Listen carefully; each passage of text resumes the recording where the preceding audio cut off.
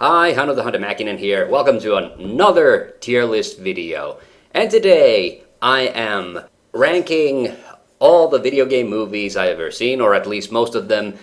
And why am I making a tier list out of this? Well, it occurred to me that next year, in 2026, we're gonna have a new Silent Hill movie coming out, a new Mario movie coming out, a new Street Fighter movie coming out, a new Mortal Kombat movie coming out. And the fact that I can say things like, we have a new Mario movie coming out, and not it be like super weird, has kind of, told me things have really turned around for video game movies in a big way. And because I made a video talking about all the ways that how I don't really like making top 10 and bottom 10 videos before, but I used to make top 10 and bottom 10 videos. I used to have a top 10 and bottom 10 video game movies videos on this channel a long time ago, so I thought, well, hey, I like making these tier list videos where I go into a deep dive into a set of movies or games or something else I like, and you know what, let's have an opportunity here. This time I'm using Tier Maker. I decided to make this a little easier on myself because I've always had problems taking recording breaks between whenever I had to adjust things when I was doing this with GIMP. So I just decided to make things a little easier for myself. And I have a selection of, actually I forgot how many, 44 movies here that I'll be ranking. I have done my usual custom ranking system. But if you're looking at the list of movies, which Tier Maker for some reason loves to just randomize into a really weird order, so I'm probably going to have to spend a little bit of time looking for certain films. You might notice that there are certain omissions. So if you want to skip the preamble here, there's a time link. You can go until check when we actually start ranking stuff. But I felt like I should maybe explain this because if you've watched one of these ranking videos, these tier list videos before, I have a tendency of putting, extremely strict guidelines for myself. Oh yeah, and obviously any video game movies that I haven't seen, they're not going to be featured here. Like, I've never seen the Double Dragon movie, and frankly, I just don't really want to. And I've never even seen the Tekken movie, even though I definitely should have. If you're wondering why, dude, I have a pretty big bucket list, and I'm not that big into Tekken. It can wait. I'll get around to it. Okay, and one big broad category of movies that I decided to disqualify right out of the gates this time were sort of meta video game movies, or movies that have to do with video games but aren't really adaptations of video games. And that's what this tier list ranking is actually about. This is about me ranking movie adaptations of video games. And what I decided was to disqualify any movies which sort of, broadly might be about video games, but are not actual like adaptations of a video game. Well, it's because I don't really want to waste time talking about stuff like Tron, the last Air Blaster, or whatever the hell, the last space pilot, whatever the hell that was, The Wizard, or something like that. I wanted this tier list to be a sort of a apples to apples comparison of movies that have a video game as a source that we can point to very directly, actually feature, characters from that video game as characters, and so on and so forth. There's a few borderline cases here that I'm willing to allow for reasons that I'll explain in a minute, but this does mean that I'm also having to disqualify the movie Pixels and the movie Wreck-It Ralph. Wreck-It Ralph, obviously, because, yeah, it's about video game characters, but it's about a fictional video game character, and all the real characters are just side supporting cast. And then Pixels, this one actually doesn't give me any pleasure to disqualify. A long time ago, I even made a video defending Pixels. It's a movie I just completely unironically like. But even though it features characters from video games, they're not really supposed to be the characters from the video games. They're just recreations made by aliens. And the movie, more generally, is more of an 80s nostalgia film. And that's why I disallowed it. Now, another broad category of films that I'm disallowing here is, if you look at the pool of candidates this time around, you will notice that, yes, there are a few Resident Evil movies there, but not all of them.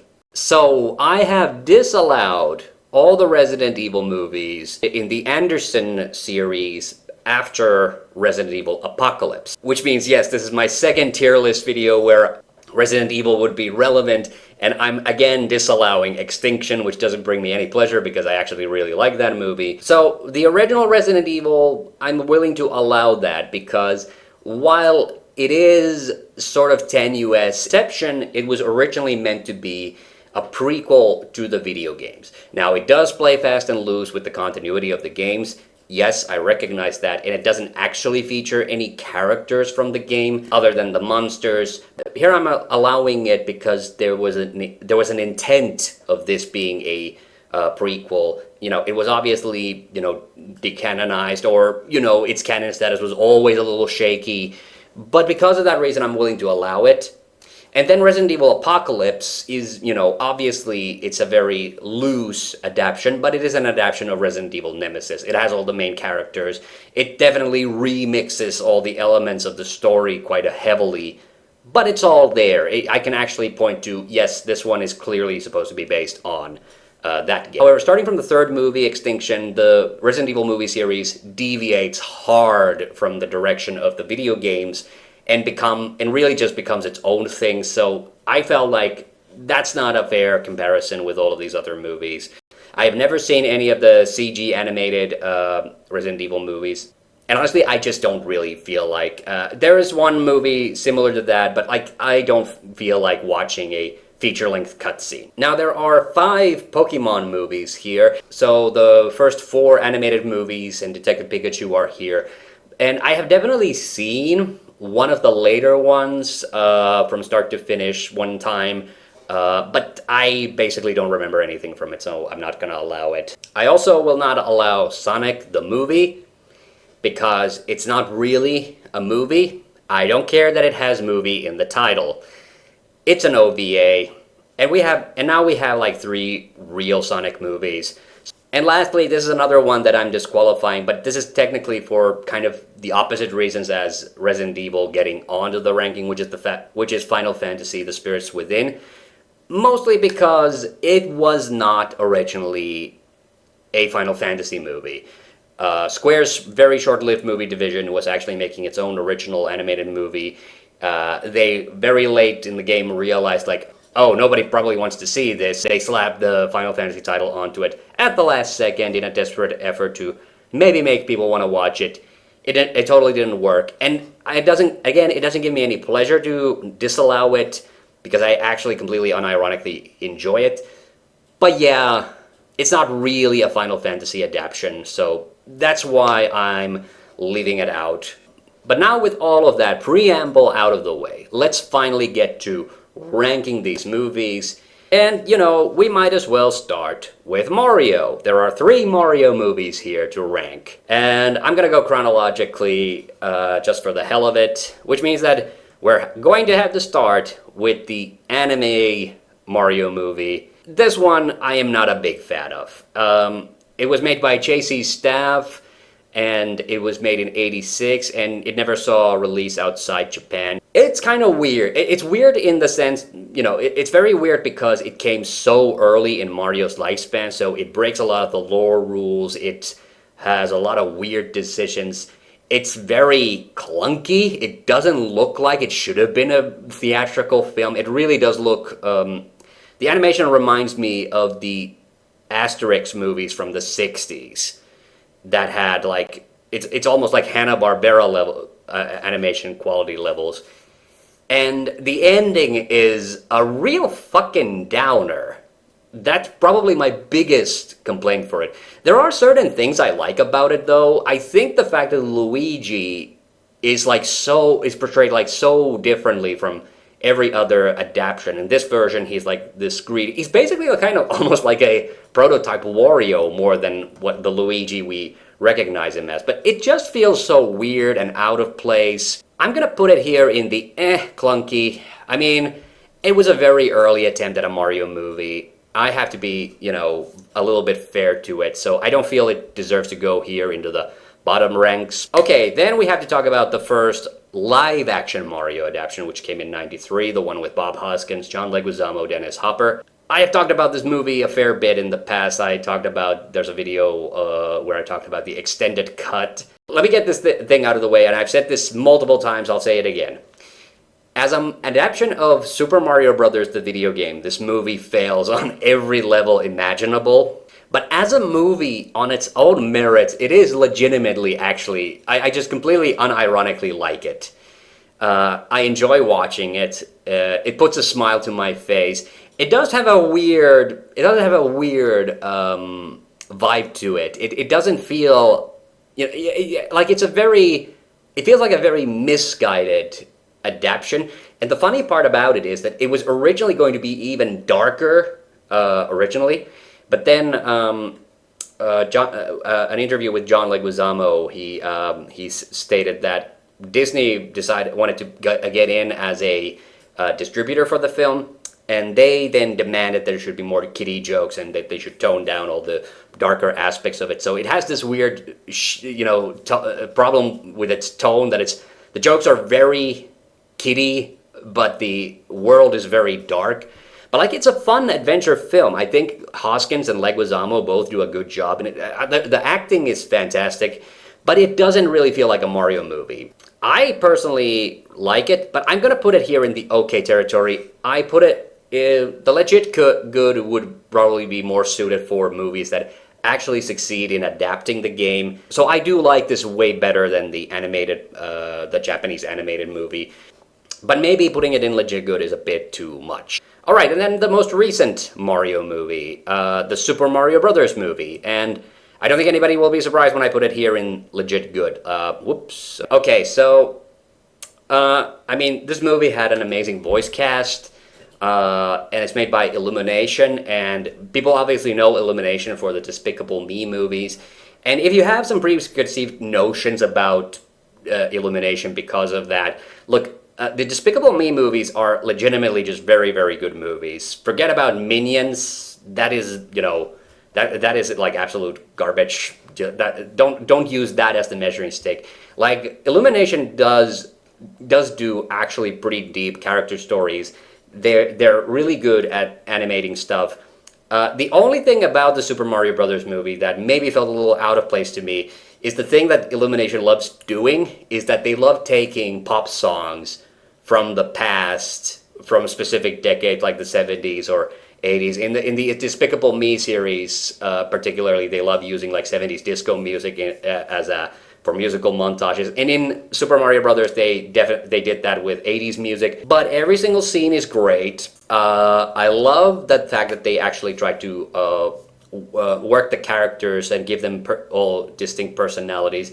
And they just did a really good job with just encapsulating the whole Mario vibe. And I am really, really looking forward to that sequel, which is supposedly going to take some elements from Galaxy. So yeah, this is a legit, solid Mario movie adaptation. So I have to put it up there. I think I'm gonna stick with the movies that I like a lot, and because I talked about it already, let's talk about Resident Evil, and I don't think I need to say much because people already know where this is going. So, the first Resident Evil, yeah, one of my favorite movies of all time. Not just one of my favorite movies from Paul W. Sanderson, just one of my favorite movies, period. It's a really good zombie horror movie, great atmosphere, excellent soundtrack, and also if we're just thinking about, I think I'm repeating some stuff from my Paul W. Anderson tier list, but I'm just gonna say that I really wish Anderson would have kind of stuck to the style he developed that he used in this movie, because it's so much more down to earth and feels therefore a lot more real and brutal. And then in the later movies, they went on a bit of more of an action route, and that, that's a little bit unfortunate. Which brings us naturally to Resident Evil Apocalypse. Now, the fact that this movie just, alters elements from Resident Evil Nemesis with reckless abandon, I don't actually mind. I don't like Resident Evil Nemesis that much. It's a fun action movie.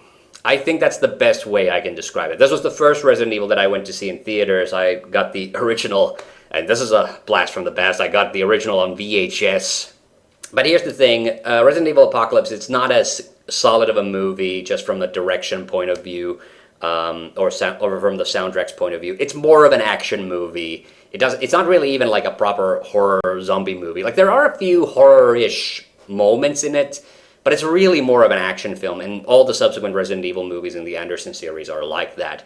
I think they went in a slightly better direction with Extinction, but then comes the latter three movies, and they're all pretty bad.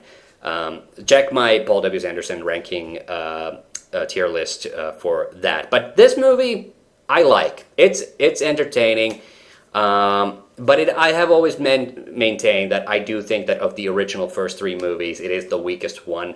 But it's not because it's bad, it's just because there's nothing excellent about it. And also, the movie, the poster, I always like using this poster because it reminds me of my main criticism, like visually. It's very blue. They digitally color tinted it blue, and everything is so goddamn blue. It's like, it gets a little old after a while. Okay, then Resident Evil, Welcome to Raccoon City. So this movie, I'm mixed on. I'm very, very mixed on. So the A clunky rank here is not necessarily that these movies are bad, it's just that there's stuff about them that works, there's stuff about them that doesn't work, and I think Resident Evil Welcome to Raccoon City will be very at home here. So there are stuff about this I like. I did kind of like the idea that they just straight up set the movie in 1998 and decided that they were going to play it very straight as an adaptation of Resident Evil 1 and 2. But then I don't really understand the decision to make it an adaptation of both of the games. Okay, well, I understand it a little bit against the context that I also kind of think that Resident Evil, the first game, it doesn't really make, in my opinion, for a very good movie. It's not a good premise for a movie. It's a good premise for a game because you're slowly discovering what's going on. I kind of understand, in hindsight, Capcom's rationale, because in case you don't know, originally when Capcom were working on a Resident Evil movie all those years ago, they were going to do it with George Romero. George Romero even did a screenplay for it, just a straight-up adaptation of the first game, and Capcom were not happy with it, so instead they decided, okay, let's try to make a prequel, and that's where the eventual Resident Evil movie was going to come out. The original Resident Evil was actually going to be called Ground Zero. They had to change the title because of 9/11. And, you know, some of the character choices I did like. I did not like the fact that Wesker is kind of like portrayed as like a good guy in this. Like, yeah, he's got shady stuff going on in the background, but he is not the sneaky traitor that he is in the game. The other casting choices, are pretty okay. There was a little bit of comedy in this, which I thought was kind of fun. I did not like what they did with Leon. Leon is my favorite character from the games, and they made him into a bit of a fuck-up in this. I felt a little offended by that. I think that was kind of eh. So overall, I do still think, if I was to compare these two movies, I do think Welcome to Raccoon City is still a better movie than the animated Mario movie. In fact, I'm kind of now considering, you know what, I think that it's still good enough. I think it was good enough. Let's put it in the okay. But there are certain things, and primarily this feels like an adaptation of RE2, but then because the action that takes place at the Spencer Mansion, it feels like very secondary. It feels very slapdash, and like it happens like way too quickly. And then they wrap it up all in a big package. They basically just kind of ignore, or they just kind of remove all the stuff with Nemesis from it, because Raccoon City gets destroyed by the end. Okay, I guess I was thinking about it. Let's knock out the Pokemons. And I'll start with what I think are the best Pokemon movies by far. I'm trying to... Where is it? Pokemon 3, is it The Mystery of the Unknown? This one was on my top 10 like a long, long time ago. I think it's actually... it is, and it holds up. It's got a really serious storyline. It works really well. I think it is by far, and considering like at this point, like I had kind of fallen off, I had really fallen off the Pokemon bandwagon. I didn't make it past Gen 1 anyway, so who cares? But yeah, just as a standalone movie, this really works. And I would actually recommend this to even people who maybe aren't super familiar with Pokemon. Although there's one Pokemon movie that I think is even better than this in that regard. But it is a really, really solid, really good movie. Of the animated films, the second best one, I don't think anybody will be surprised, will be Pokemon 2000 or Pokemon 2. It's funny because the story is pretty basic. Like there's this douchebag who's just trying to capture all the legendary Pokemon birds, and he's throwing the world into chaos, and he doesn't realize like, oh yeah, maybe don't do that. That was bad. That was a bad move. Yeah, so it's a more straightforward. It's a very just straightforward adventure film. There's nothing super fancy about it. I love the main theme, The Power of One. It has a really good soundtrack, but compared to Pokemon 3, yeah, it's not as deep of a movie, so it has to go one step lower. Okay, Pokemon the first movie and Pokemon Forever. Okay, I'll rank Forever first. This is the one that I care the least about. It's going here. It's a very, very boring movie. It's Ash and company encounter, was it Celebi? Is the name of this fairy Pokemon. And then they screw around in the forest for about an hour. It's barely a movie. I'm almost tempted to disallow this one too, because it's maybe like an hour and 10 minutes. And okay, fair enough. Like all the Pokemon animated movies, they always have the little Pikachu feature at the start, so that beefs up the running time a little bit. The movies aren't actually very long, but yeah, I got nothing out of this. It was a big nothing burger. And I kind of feel the same way about Pokemon the first movie. Oh yeah, I don't have the Return of Mewtwo here. I'm not gonna okay, I'll keep it off here because I haven't watched it in a very, very long time. But I actually do recall liking it better. But anyway, it wasn't a theatrical movie at any rate. I think I'll put it here in the clunky. There are a few things in this movie that do work. The opening is pretty dark. The moment where Ash dies is a pretty, strong moment. But the reason the movie doesn't quite work is that Mewtwo's, plan and its motivations are just, very, very confusing. It's just, everybody went into this thinking it was going to be, a fun adventure movie. Basically, people were thinking that this was going to be kind of similar to what Pokemon 2000 would eventually be.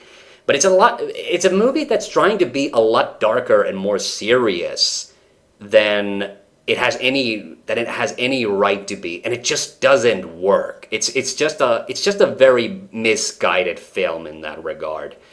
There's elements of an actually good story in it, but it's executed so poorly that it just fails on every level imaginable.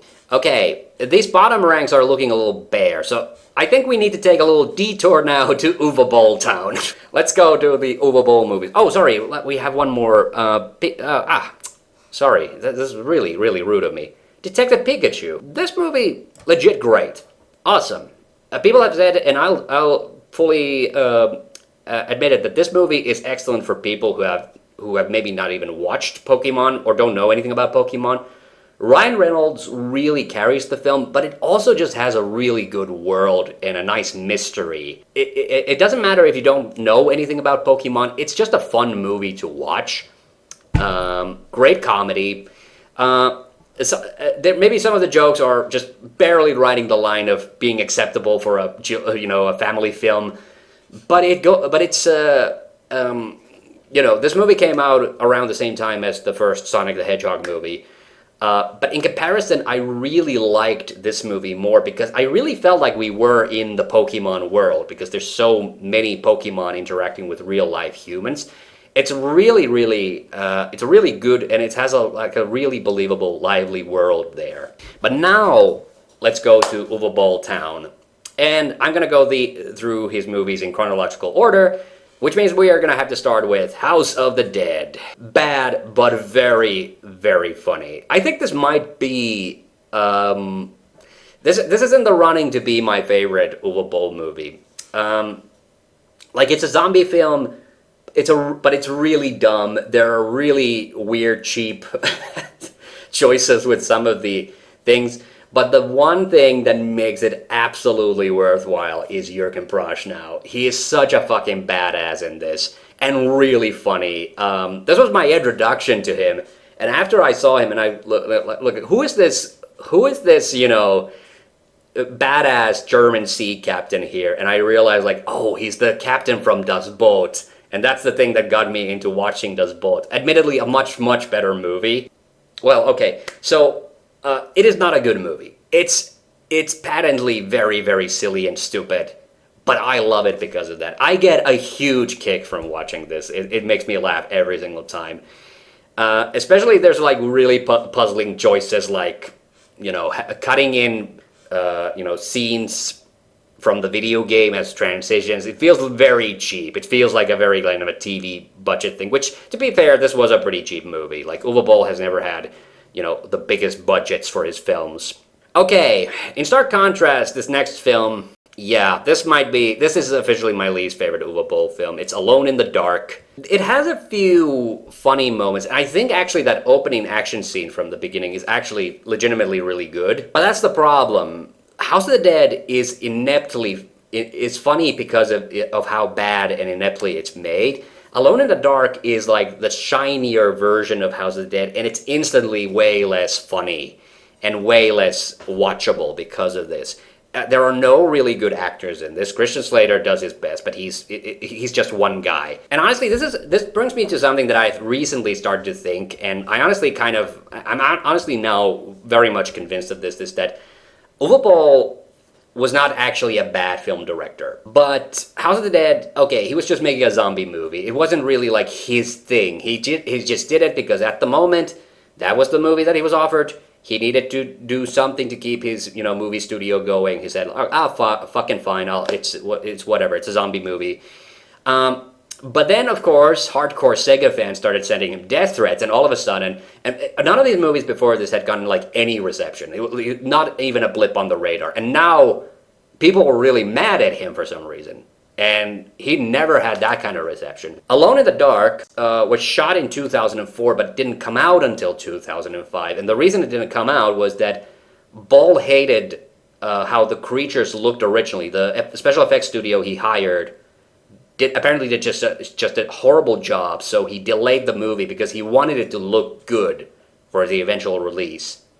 And then it got torn to shreds because, of course, it did. But now that after Boll got this infamy, I think, honestly, Boll just leaned into it because before he had no fame, now he at least had infamy. People knew who he was, and thought that his movies were, like, extremely, like, stupid and terrible. I think intentionally he started making the movies a little clunky and silly because he was leaning more heavily into that, which is why I feel Blood Rain is a movie that he left intentionally a little unfinished because he was trying to milk, you know, the rage baiting teat for all it's worth. And Blood Rain is a really funny movie too. I actually think I'm a little bit on the fence because there's parts of this that actually do work. Ben Kingsley is honestly, I think, the worst thing about the movie. He does not look like he wants to be there. It feels like he got suckered into it, which is weird because I've heard Boll signed him because Ben Kingsley wanted to be in a vampire movie. It's a bit trashy. Well, okay, House of the Dead is a bit trashy too. So I'm on the fence here. I don't know where to put this. Okay, I think it's a bit closer to House of the Dead. So let's put it with House of the Dead in bad but funny. I do think this is funny. Parts of it I legitimately like. Parts of it are just awful. Like Michelle Rodriguez's accent is like horrible. Matt Mikkelsen apparently got attacked by like mosquitoes or something on the set before he died. He apparently said that he liked working with Uwe Boll. He said he would have absolutely wanted to have made another movie with him. That's the weird part. Like, people really like working with Boll. He apparently just, you know, he clearly like rage baited a lot of people online, but then and apparently like just in like real life when you get to meet him, apparently like he's just a very nice, genuinely just very nice guy, and everybody likes working with him. Which brings us to the tragedy of the end of his video game movie run. In the Name of the King, a Dungeon Siege Tale. Some people are gonna have words with me. I think this movie is legitimately good. It does have clunky bits. You do get the feeling like Boll was trying to make his own Lord of the Rings, and there are definitely things here that are just straight ripped off from Lord of the Rings. But honestly, I legitimately like this. I have put this on the top 10 in the past, so people know that I'm not kidding or joshing. He got some really good actors in it. There's some really good action scenes in it. Special effects are great. There are some questionable scripting choices, I will say. Like, Boll writes really weird dialogue. Like he he writes dialogue like he's writing a comic book and not like a movie. And there are still moments of like Boll kind of clunkiness in there, but overall, it's way more professional and way more entertaining than Alone in the Dark. This is Boll's magnum opus, head and shoulders, in my opinion. It's his best movie. Which makes it that much more tragic. Oh, actually, I think I might have done this out of order, because the movie that was coming out at the same time is probably the reason why that one failed. I don't know, where do I put this? Okay, I'm gonna put it here in the clunky. Postal nuked, or let's put it this way, Boll self-sabotaged himself a little too hard with Postal. He was trying to go do the most offensive possible movie. I made a video about this a long time ago. And it is offensive. It is like, South Park levels of insane in how, how trashy and horrible it is. In that sense, it is actually a really good adaptation of the video game. It's very true to its source material. And Boll is in it, and he plays a self-parody. He's really funny in it. But I am on a fence here. Like, I don't find this type of comedy that appealing myself. It was the 9/11 joke that nuked it. When the trailer hit, people were super offended, and it cost the film its entire distribution, and it probably cost In the Name of the King its distribution. So Boll, unfortunately, shot himself in the foot, in a major way. And that's why I think his video game movie making days came to such a depressing end. Because we only got one more Boll thing here. He did make more of these. For instance, Blood Rain was very successful. He made 2 sequels for it that went straight to video, but he actually directed those. There's a few other Boll sequels, but he directed none of those. We end with Far Cry. I'm gonna put that in bad but funny as well. But I will say it's the least funny. It is still funny, but this is the last desperate cry for attention from Boll. It's not really that bad or clunky anymore, but there's nothing really special about it. It really is just a generic action movie. The fact that he got Til Schweiger in it, Udo Kier plays the villain. He's actually really good in this. Udo Kier's also in Blood Rain, but Udo Kier partly carries this movie. And Til Schweiger's really funny. I've always thought Til Schweiger's really funny. I think he also carries the movie quite a bit. Here, Boll does not do anything to hide the terrible production quality. It's so obvious this is just shot in the woods in Canada or something, and it ends on a big fight at a sawmill. It's got the fat guy from Postal. I think he's also really funny. But it's kind of like a little bit of a wet fart after all the hilarious stupidity in House of the Dead and Blood Rain. Far Cry it's still funny. I enjoyed myself watching it, but especially that ending is kind of where it kind of comes to a halt. On that note, I'm gonna put a few more of these in the boring category. Max Payne. I have a hard time remembering this movie even exists. I went to see this in theaters, and I've never played Max Payne, but my understanding is, so this was done before Max Payne 3, which is the one that wasn't made by Remedy. Was it EA or whoever the hell bought the rights and then, butchered it? My understanding is that while the Max Payne games were, they were supposed to be kind of dark and gloomy, and then they had the, the bullet time thing that was, the big gimmick with them. That they also had kind of a little bit of a smirky sense of humor because they were made by a Finnish studio, and that is what's missing from Max Payne. It's just a very droningly dark and depressing movie that has nothing really fun about. And they don't even do the fucking bullet time until the final act. just very, very tail end. It's a very unmemorable movie. It reminds me of Alone in the Dark in a lot of ways. And yeah, it just, that's the reason I dislike it a lot. I can't even say I really dislike it. Well, there's one thing that bothered me. It's the fact that Max's wife dies in the film. And they show like a flashback of it, but we don't actually know. The thing that drives me crazy is that I don't know how his wife dies. They just show her lying in bed dying. And the implication is like the criminals got her, but she doesn't have, in the scenes where her wife is shown, it's been a long time since I last watched it, so maybe I'm misremembering, but there's no bullet wound, there's no stab wound, there's nothing. She just dies because plot or something. Yeah, this is, I wouldn't recommend it. Another one, and I feel real bad for having to say this, but yeah, King of Fighters, my god. This one was directed by, oh god, I forgot the guy's name, but this was directed, I think, by the guy who did Thunderbolt, the Jackie Chan movie. And I did make an old video out of this, but this is like the most ineptly made fighting game movie.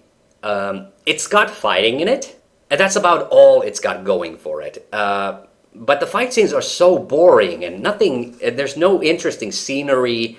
The cast, doesn't really look like the characters from King of Fighters, and it's the fact that it's King of Fighters specifically, and not like, what is it, Fatal Fury or Art of Fighting. It's an SNK mishmash. It's SNK Smash Brothers, basically. So it doesn't actually even make a lot of sense. And that's the weird part about it. I mean, it's just a painful movie to watch. It's got this weird alternate reality thing that I don't understand. And it looks cheap. It looks way cheaper than it should. I really wish this movie was a lot better than it actually is. Because there is potential there. And, like I said, it was directed by a legit Hong Kong action director. But it's just so ineptly put together. It's just not a fun watch for me. In a similar fashion, I guess I'm gonna have to just tear the Band-Aid off. Yeah, I don't like Final Fantasy Advent Children. Same thing as with the Resident Evil. Why I don't really want to watch the Resident Evil animated movies. Like, I don't want to watch a feature-length cutscene, and I don't really have much attachment to the Final Fantasy games. Anyway. Yeah, so I'm not going to defend them. I think I'm going to, one more. I guess I'm going to throw the Need for Speed here. There are parts of Need for Speed that are fine, but I don't really understand. Why did they make this movie? Why did this need to be a thing? Because Need for Speed doesn't have a story. It's just like, why? Like, are there so many car nuts that, we need another goddamn car movie? My favorite part in the movie is where, like, one of the guys in the crew quits his job and strips down while walking down the office, and the song is "I'm on the saddle again" or something like that. That's the only part of the movie that I think is at all memorable. Michael Keaton's completely wasted in this film. It's like you got such an actor of such repute, and you couldn't find anything useful for him to do. Okay, Mortal Kombat is one of the franchises that is coming around, and so Street Fighter, so I should probably do the other fighting games now, since I already started with King of Fighters. Let's start with the Street Fighters, and my favorite Street Fighter movie, which is this one. I'm not going to apologize for this one. I love the Jean-Claude Van Damme Street Fighter movie. I have huge nostalgia for it. Yes, its biggest flaw is that there should have been more fighting in it. Absolutely. I will not deny that's a legitimate criticism for this movie, and if you don't like it because of that, fair enough, you're right. But the cast is exquisite. I love Raul Julia. I love Ming-Na Wen. Andrew Bruniarski as Zangief. I like the guys who played Ryu and Ken. I love Miguel Nunes Jr. as DJ is amazing. I love that little fucked up storyline with Blanca. It's so dark. It completely changes the mood of the movie briefly from something kind of, because this is kind of a silly movie, but the fact that it's a silly movie that takes itself seriously, and it reaches this elevated level of kind of like cartoon drama. I have said this before. It feels like a like a stage play that was turned into a movie more than like an actual movie. Two fantastic speech sequences. Van Damme gives one, Julia gives one. I think it is legitimately hilarious in places. Yeah, I just get the warm fuzzies every time I watch this. I'm not saying it's a flawless movie, absolutely not. I'm not saying any of the movies up here are flawless by any means, but this one I just legitimately like. Okay, and here's the part where people get to throw eggs at me. I do not like Street Fighter the animated movie.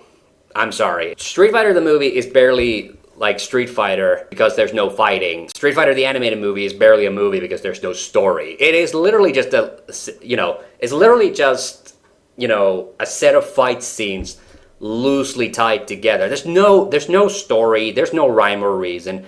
Sure, the animation's brilliant. And if you love that, good for you. Go watch it. I'm not saying you shouldn't. If you want to see like the shower scene with Chun-Li's boobs, I'm not gonna blame you. Go ahead. It's a free country. But there's no story. It's not a movie. And I kind of hate, you know what, I would maybe like this movie a little bit if I got to somehow watch the original Japanese version, because the only version that's widely available is the English dubbed version, and oh my god, the dialogue is awful. This movie is unfortunately the hard way to learn the lesson that just because you can, because of the age rating, just because you can get away with swearing, it doesn't mean the characters have to swear every other line. I get the same level of cringe from the dialogue in this as I do with the first few in the Castlevania Netflix series. Like that, the dialogue in that is just ungodly to look back on. Who talks like that? Nobody. That's who. So yeah, I just don't get any enjoyment out of it. Not even even though it is aesthetically very good looking, but yeah, no, I don't like watching it at all. All right, and this next one, I'm again a little on the fence where to even put it. Oh, here it is. Okay, Street Fighter: The Legend of Chun-Li. I kind of want to put it here in the clunky. There was some amount of promise and certain things that they did try hard, but it doesn't really come together as a movie. I think that's the biggest problem with it. It's not that it's boring. It just doesn't really feel like Street Fighter. Like again, yeah, if you like fighting, this definitely has way more fighting than the Van Damme movie. It's got a couple of good actors. Michael Clark Duncan plays Balrog, and I think he's way overqualified for this film. But it feels a little. Nothing in it works exactly the way that it was intended, and I think part of the reason is like the director Andrei Partkoviak was like completely out of his depth on that movie. I think it's unfortunate to have to admit, but it is true. They should have gotten somebody with a little bit more, a director who maybe could have handled the dramatic elements of the story a little bit better. I think he was just flatly the wrong choice. That's all I'm saying. I don't feel great about it, but yeah, that's how the cookie crumbles. It's just not a very good movie. And if you're curious, what do I think about the new Street Fighter movie coming out? I haven't seen anything. The cast list looks, it looks interesting, but I'm going into it with very neutral expectations. I don't know what to really expect from it. Okay, but then it's Mortal Kombat time, and or Combat time. Original Mortal Kombat, yeah, it has to go up here. An all-time classic, one of my favorite movies. I do think Resident Evil, if we're comparing Anderson films here, I do think Resident Evil is a much better movie, but Mortal Kombat it's actually just legitimately a good adaptation of the video game. Has great fight scenes, excellent soundtrack. But I will say that if you've watched a lot of Hong Kong action movies, get ready. The fight scenes feel like they're in slow motion in this one, and sometimes they are. But it feels like you will definitely see that for the time this was pretty cutting edge stuff as a martial arts feature. But it maybe hasn't aged in certain ways very well. And certainly some of the CG effects haven't aged very well. But it's a fun, goofy movie. Lots of good actors in it. And I think the fight scenes are pretty solid overall. It's a fun ride. Mortal Kombat Annihilation. It is hilarious. Okay? I used to go a lot harder against this film. But I did have a video where I pointed out all the things about it that I did like, because the thing with Annihilation is that it does weirdly treat the Mortal Kombat lore with a fair bit of reverence. So it is like good in that aspect, but but it looks so goddamn cheap and cheesy. And the thing that blows my mind is the fact that apparently they had a much bigger budget to make it, and like, how can you make a movie with like 2 or 3 times the budget but make it still look like a fucking cheap home video garbage? Because that's what it looks like. The CG is just ungodly in this one. It's like, it's clunky in the first Mortal Kombat, don't get me wrong, but they used it sparingly. Like, they used the CG in places where, okay, we have to use it here because there's no other way we can convey this. In Annihilation, they just barf the bad CG all over the fucking movie. But it is hilarious. I will not deny it. Like, this is the kind of movie where you sit, point, and laugh at how goddamn bad it is. It is exactly that kind of a movie. Then the newest Mortal Kombat. Some people might be a bit, surprised to hear from me that I didn't actually like it very much. I didn't think it was boring. The thing that they were able to do with this that they were never able to do with the original Mortal Kombat was the fact that they were actually able to make it violent and have people get dismembered and killing off characters, but in a way that they still will come back in the sequel. There's an explanation for it. The thing is, I don't know why we needed this. And, the first part of it, is actually kind of cool. There's a bit of an origin story of Scorpion in this one. I don't know why they felt the need to have an original character as the main character. That didn't make any sense. It made a little bit more sense in Mortal Kombat. They had Ardeline because they needed one of the heroes to die for it there to be like a sort of a motivational death that would cause the heroes to rise above the challenge. I think as a movie overall, it was okay. So that's what I'm going to say. I'm going to say it's okay, but I didn't like, it wasn't maybe for me. I think that's the problem with it. It's just like, and I got to be honest, like, maybe I've turned into a bit of an old fart. The violence in the original, like, really old Mortal Kombat games was so over the top and cartoony. I think it was silly. Violence in the new Mortal Kombat movies is just, the new Mortal Kombat games is just gross. I don't like it. I keep looking at it. I have to get rid of this now. There's one more Anderson movie here that I haven't ranked yet, and I'm gonna put it here. So Monster Hunter. I've never played Monster Hunter. Don't really care to. And again, I won't repeat myself too much about this because I talked about it in the Paul W. Anderson tier list. Monster Hunter is not a very good movie, but I do like the first hour of it. The first hour of it is very entertaining. There's some horror moments. I like Mila Jovovich and Tony Jaa's interactions in the film. And there's a big monster trying to kill them. It's a lot of fun. It's a fun adventure movie right up to that point. The looks are fantastic. The final half hour is where I start to fall asleep. In the past, it was just because it doesn't really work, but now it's because there's no ending. The movie has no ending. That is its biggest sin. As for like how true it is to the source material, I don't know, and I don't frankly care. But like I said, I like the first half of it. I think out of the movies that I've put here into this rank, I think this might be objectively the best one because it has the longest continuous segment that I can watch without like cringing or nodding off or whatever. Then the Silent Hills, because there's a Silent Hill movie coming out, so I should probably put those. So the first Silent Hill is a classic. It is an awesome movie, just outside the realm of it's a scary movie.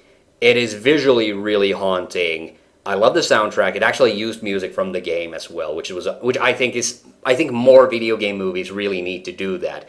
Like, that's another strike against Street Fighter, the Street Fighter movie. But Clive Rebel's soundtrack is just so good that I kind of give it for that. The first Silent Hill, just a legitimately really scary, cool, honestly a little bit of an upsetting horror movie as well. And maybe a bit gross in places, but yeah, it's just a powerful vision, and I'm so happy that Xavier Gens is coming back to direct the new one. I am a little iffy on the fact that it's just going to be a straight up adaptation of Silent Hill 2, but I'm just happy the guy is back, and I should probably look more into his filmography. Okay, Silent Hill Revelation. I'm gonna put this in the bad but funny category. It is way worse than Silent Hill, the first Silent Hill, in every way imaginable. It's a really stupid movie. I made a video about it where I was basically just riffing on it the entire time. You can kind of make fun of it. It's like it's trying to copy the form of Silent Hill, but it just fails at every turn. And then it's also a loose adaptation of Silent Hill 3 on top of that. The way Annihilation is to the first Mortal Kombat, Silent Hill Revelation is to the original Silent Hill. It is bad. It's real bad. I have played Silent Hill 3 all the way to the end, by the way, so it was fun because I recognized but I played it after I had watched the movie, so it was fun because I recognized all the stuff in it. Tomb Raider. I guess Tomb Raider is the next one. Tomb Raider is good. I can't say I really love it anymore. It was the big success story, after Mortal Kombat, there wasn't like the Pokemon movies made bank, but I don't think they were like really well regarded. But Lara Croft Tomb Raider was a legit hit in its time, and if you love this movie, I understand it. I think the director Simon West is a big reason for why the movie is so good. Like, I like all of his movies that I've watched. So it's a fun action movie. It's not really in line with the video game so much. It's got way more original elements in it and stuff. I do think Angelina Jolie is great in it. Yeah, I maybe, I would pick any of the movies up here to watch over this one any day of the week. I'm sorry to say. I would even pick Super Mario Brothers. I'm just gonna be real here. It is a good movie, but I'm not a big fan of it. And then Tomb Raider: The Cradle of Life. The Tomb Raiders are gonna be a bit of a tight spot here. I'll put it here in the clunky.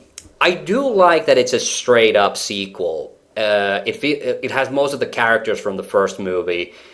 The big problem with this one, it's way too long, and the finale in particular is the thing that slows it down. Like, it's so...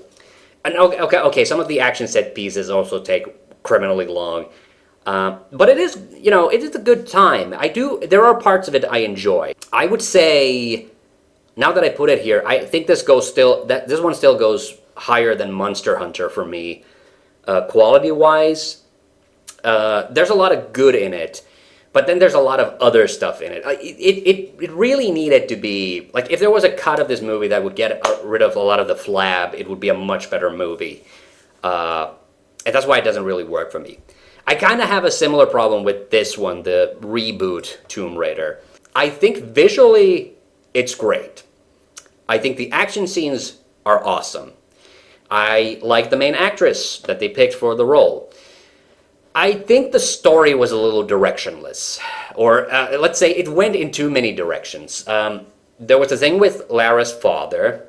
There was a thing with the Asian princess. And then where they imply at first that there's like something supernatural, and then there's like an ancient virus that's in the crypt or something. It went a little crazy bananas at the end. I do like, the thing that I like about all three of these is that there is a kind of an Indiana Jonesy element to it. And I do think that even this one got there eventually, but it focused a lot more on the survival aspect, which is, from the newer games, or, Tomb Raider's been rebooted since then, since this one as well. But it doesn't really work for me. It's a bit on the... It's a bit I'm a bit on it, honestly. So yeah, that's why clunky. I kind of, I'm gonna be honest, I kind of prefer Lara Croft to be just like an unapologetic badass, as opposed to being a teenage girl who's looking for her daddy. Now that we're on the clunky territory, I think I have to knock this one out here as well. Warcraft. This movie had a lot of ambition. There's a lot of plot, but it's not very focused, and it takes way too long for us to get anywhere with it. But also, weirdly, the characters are in a real hurry. Like, especially during the first half of the movie, the thing that when I watched it was that every single scene, we're at a new location, it feels like the characters, the movie just doesn't want to stop to breathe and explain what's going on. And that's why the first half is like very exhausting. But the thing is, like, there are multiple characters that they're focusing on, so I kind of get where that problem stems from. So that's what I'm saying, like, this movie really needed to be in the oven for a bit longer. They really should have condensed a lot of that exposition stuff into into other things, because visually, this movie is excellent. I remember really liking it when I saw it for the first time.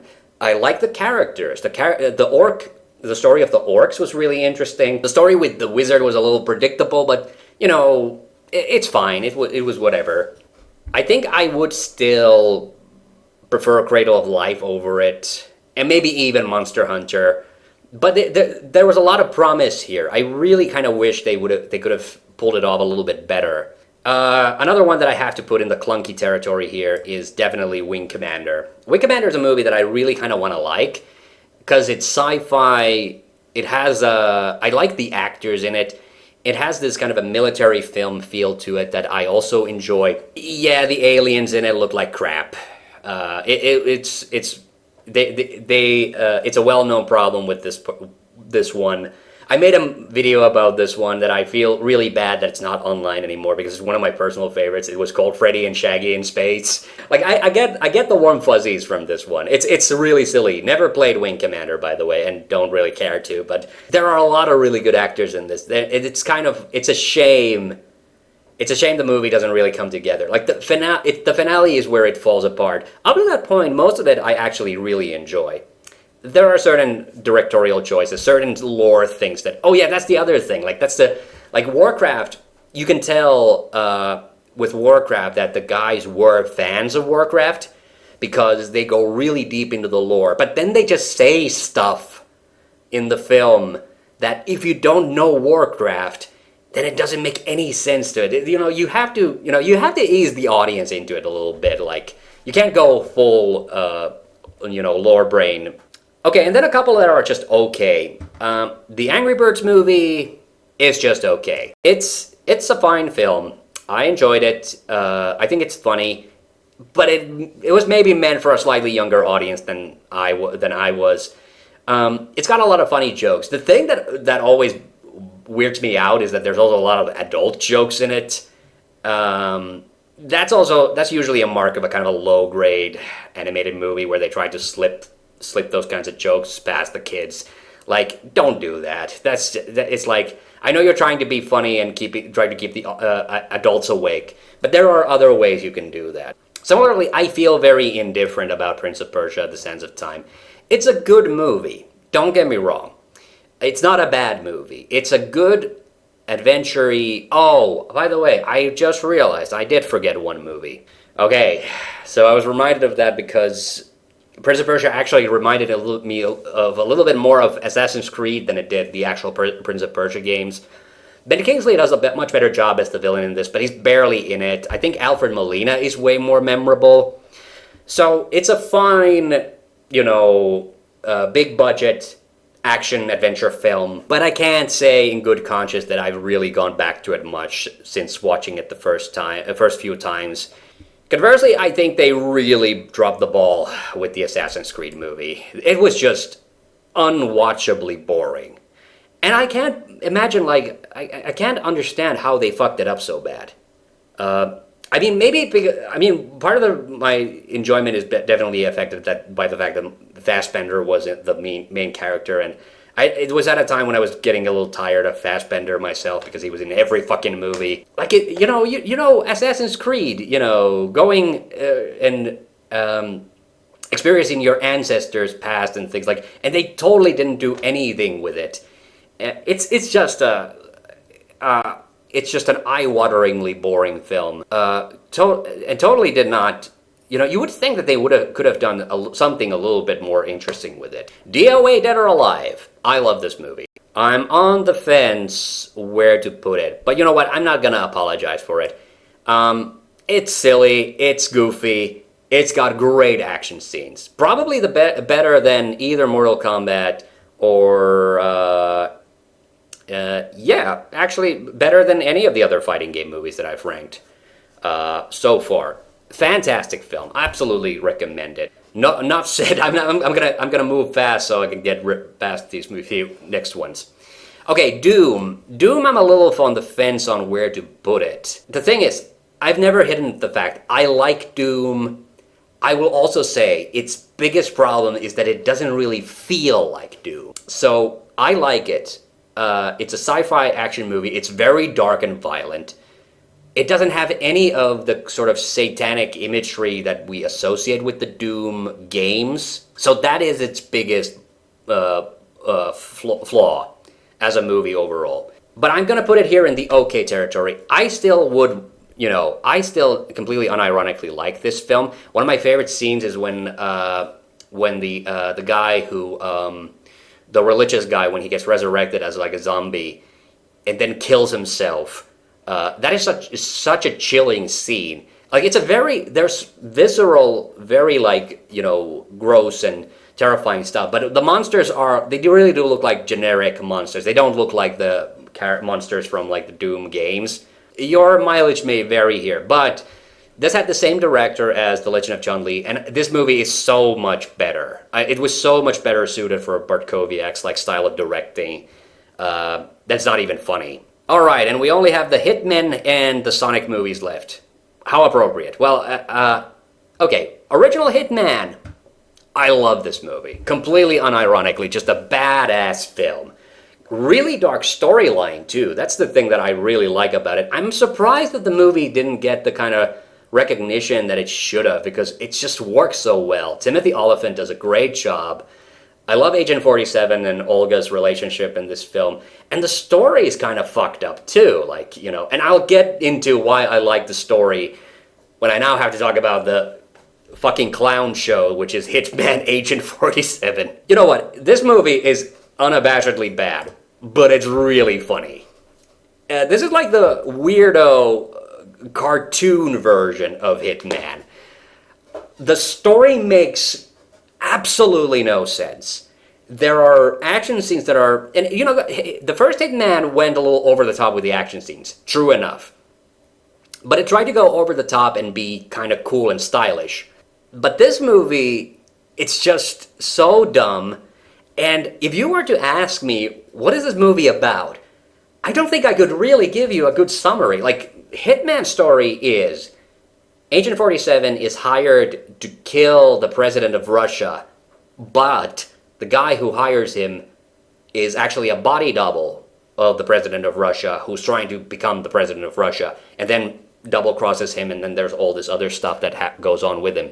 Hitman starts with this lady who's looking for his dad, gets contacted by these shady guys who are opposed to Agent 47, and then Agent 47 abducts her, tries to teach her to move like he does and to go to this secret facility because it turns out that her father is a secret scientist working on some kind of toxin or something. The villain... This has the same actor in the villain role as Apocalypse, Resident Evil Apocalypse. I don't think he was a good choice. My favorite part is Spock, or Zachary Quinto, getting the absolute shit kicked out of him in this movie. He's like a comic. He's supposed to be like the secondary villain, but he really is like a comic relief to me. And then the lady and then Agent 47 turn out that they're siblings or something. I don't know. It's a really stupid movie. But it's funny. It's really, really funny. That's my main positive about it. Okay, and now we're finally up to the Sonics, the final three movies. Okay, so, first of all, I guess I have to address this, because, Sonic the Hedgehog, the first movie, has by far one of the greatest, redemption stories of any video game movie. How people got upset about the Sonic renders originally. Paramount redid them. The movie was successful, and now we have 3 Sonic movies, potentially soon, maybe even 4. So I gotta be now pretty candid here and say, I don't really like the first Sonic the Hedgehog that much. When Sonic is doing stuff in the movie by himself, I think it's funny. Jim Carrey is funny, but he's not in the movie that much. And then the humans doing stuff is kind of entertaining, but it doesn't really gel together. Sonic is so disjointed. This has a little bit of a problem. It has a little bit of the live-action Transformers problem, where I don't understand why this needs to be a live-action movie, because none of the human characters seem incredibly relevant to the story. So it doesn't really work as a film, in my opinion, in that regard. Now, there are funny scenes. I'm not saying that I hate the film. I just don't really like it very much. And because of that, I do have to put it here in the clunky. Big difference, because this came out around the same time as Detective Pikachu. The big difference between the two is that I actually felt like the human characters were in the Pokemon world. I don't really feel like Sonic is actually in the human world, because he doesn't actually do anything with the humans most of the time. Like, that's what I mean, is like, the problem I have with the live-action Transformers movies, apart from the fact that I'm not really a Transformers fan, is that it never feels like the humans and the Transformers are in the same space together, and I don't understand what the point of the human characters even is in those movies. And I kind of feel the same way with the first Sonic movie. But, luckily, I think the Sonic movies improved massively as they went on. So Sonic 2, I really like. I think it's a legit good movie. Bringing in, Knuckles and Tails did a whole lot for this. It immediately feels a lot more Sonic-y. You have the Chaos Emerald also there, adding more to it. I think its biggest flaw, actually, is that I think it's a bit too long. It's like 2 hours long, and I feel like they could have caught some of the flab in it. It is the wedding scene on Hawaii takes a bit too long. I do appreciate that they still tried to keep the humans in the story, but it feels like that part took a little too long. It took a little too much of the running time overall, and that's a bit of an issue for me. So I'm on the fence here. Do I put it in okay, or do I do it in legit good? Because I would say I like this movie better than Doom. I do like this better than even the Super Mario Brothers movie. I'll put it in okay now. I'll see how I'll feel about it in a second. But Sonic 3, this probably wouldn't surprise anybody that I love this movie, because the story is almost directly from Sonic Adventure 2. Not quite. They did obviously have to change the lore a bit because of the explanation of where Sonic comes from in the movies, which is that he's an alien. And so they streamlined the plot a bit, but I think they hit all the story notes they needed to. I love the finale scenes. The one part of the movie that I'm a little suspect on is how Gerald Robotnik meets his end. That was treated too much like a joke to me, and I was a little upset by that. I think he deserved better. But I really love this, and I really love the fact that they used Live and Learn in the soundtrack. That was the thing that I wish they would have done in the first two Sonics even more, is that they would have actually used music from the Sonic games. I think that would have been an improvement. You know what? I am happy with this ranking. I was thinking about whether or not I should put Sonic 2 in the legit good, but I still like it. I like it a lot. And the thing about it is that the movies in the okay rank, they're all good movies. None of them are bad movies, in my opinion. It's just that the movies at the very top are the ones that I would personally just like watching more. The clunky territory is like, there's good parts in these movies. It's just that I don't think that they come together very well as films. And the only ones that I would legitimately think are just, unwatchable, or I would actively avoid watching is these ones. But even like the bad ones, these objectively bad movies down here, like, there's entertainment value to be had there. And that was me ranking all the video game movies, or at least most of the video game movies that I've seen.